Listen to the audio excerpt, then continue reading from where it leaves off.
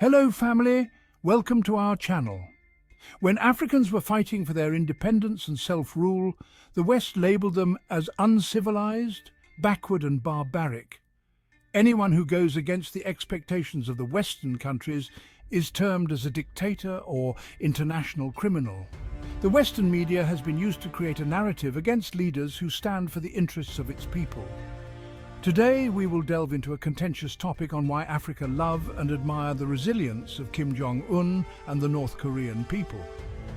Before we start, please click the subscribe button below for you not to miss on other great insights on the African continent.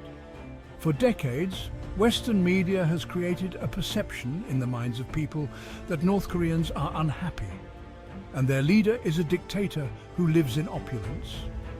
The West expects Africa to make friends with their friends and hate their enemies. However, over time, Africans have started to realize who are their true friends and enemies. North Korea is one of the most sanctioned countries in the world. However, despite these limitations, Kim family has been able to develop the country and set up the necessary structures to enable the country to thrive. Africans can relate to the struggles that North Korea is going through in the hands of the West. For decades, African leaders such as Gaddafi have been eliminated by the West so that they do not achieve their agenda of uniting Africa. Before that, thousands of Africans were shipped to America and Europe to provide free labor, which enabled these countries to develop. However, the same countries expect Africans to see them as saviors, while countries such as Russia and North Korea as our enemies. Many of the African history books were written by the whites. Therefore, they create a narrative of being superior and corrupting the minds of young Africans at a very young age. This raises the question, what if those who were called dictators were African saviors and some African founding fathers were collaborators with the West? This calls for Africans to write and record important historical events that happen in the continent in order to change the Western narrative. Unlike many Western countries, African nations have shown a willingness to engage with North Korea on an equal footing. This mutual respect stems from a shared history of fighting against colonialism and imperialism. During the Cold War, North Korea supported various African liberation movements, such as providing military aid to the Zimbabwe African National Liberation Army, ZANLA, during Zimbabwe's fight for independence. Additionally, North Korea sent military advisors to assist the People's Movement for the Liberation of Angola, MPLA, in their struggle against Portuguese colonial rule. North Korea's foreign policy emphasizes sovereignty and non-interference, values that resonate deeply with African nations. This approach contrasts sharply with the often interventionist policies of Western countries, making North Korea an appealing partner for African countries seeking to assert their independence and develop their own political and economic systems free from external pressures. One of the peculiar aspects of Kim Jong Un's leadership is his mode of travel. Kim predominantly uses an armoured train for his international journeys, a tradition that dates back to his grandfather, Kim Il-sung. This choice is primarily for security reasons, ensuring his safety with reinforced carriages and heavily guarded routes. The train is equipped with luxurious amenities and advanced communication systems, allowing Kim to travel in comfort while maintaining control over state affairs. However, this mode of transport is significantly slower than air travel, making long-distance trips to continents like Africa challenging and time-consuming. The absence of a modern presidential jet and reliance on an outdated Soviet plane such as the Ilyushin Il-62 further complicates his ability to visit African nations. These planes, while functional, lack the advanced security features and reliability of modern aircraft, limiting Kim's capacity to undertake extensive international travel, especially to distant regions like Africa.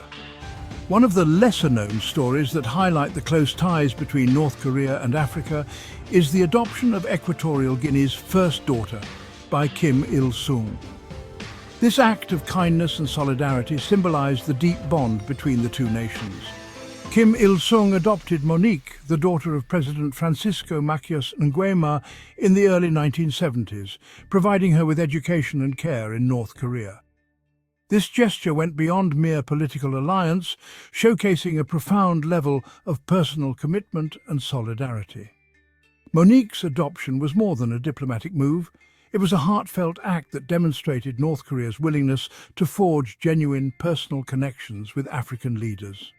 Such gestures have left a lasting impression on the African continent, reinforcing the friendship between North Korea and its African allies.